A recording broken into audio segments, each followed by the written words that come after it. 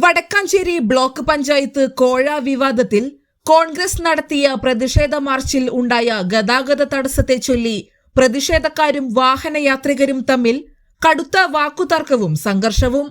ഉത്രാളിക്കാവ് ക്ഷേത്ര പരിസരത്ത് നിന്നും ആരംഭിച്ച മാർച്ച് ഷൊർണൂർ കൊടുങ്ങല്ലൂർ സംസ്ഥാന പാതയിൽ മണിക്കൂറോളം ഗതാഗതം പൂർണ്ണമായും തടസ്സപ്പെടുത്തിയതാണ് യാത്രക്കാരുടെ പ്രതിഷേധത്തിന് കാരണമായത്.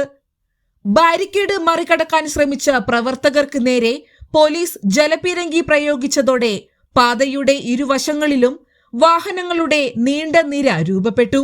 ഇതോടെ യാത്ര തടസ്സപ്പെട്ടതിനെ ചോദ്യം ചെയ്ത് രംഗത്തെത്തിയ ഇരുചക്രവാഹന യാത്രികരും കോൺഗ്രസ് പ്രവർത്തകരും തമ്മിൽ വാക്കുതർക്കമുണ്ടായി.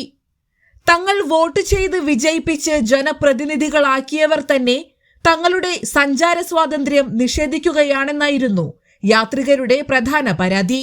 എന്നാൽ പ്രകടനത്തിനിടയിൽ ബോധപൂർവം പ്രശ്നങ്ങൾ ഉണ്ടാക്കാൻ ഇടതുപക്ഷ ഗുണ്ടകൾ നുഴഞ്ഞുകയറി യാത്രികരെ പ്രകോപിപ്പിക്കുകയായിരുന്നുവെന്ന് കോൺഗ്രസ് നേതാക്കൾ ആരോപിച്ചു. പ്രതിഷേധങ്ങളും സമരങ്ങളും പൊതുജനങ്ങളെയും വാഹനയാത്രികരെയും ബുദ്ധിമുട്ടിച്ചുകൊണ്ടാകരുതെന്ന ശക്തമായ അഭിപ്രായങ്ങൾ ഇതോടെ വിവിധ കോണുകളിൽ നിന്നും ഉയരുന്നുണ്ട്.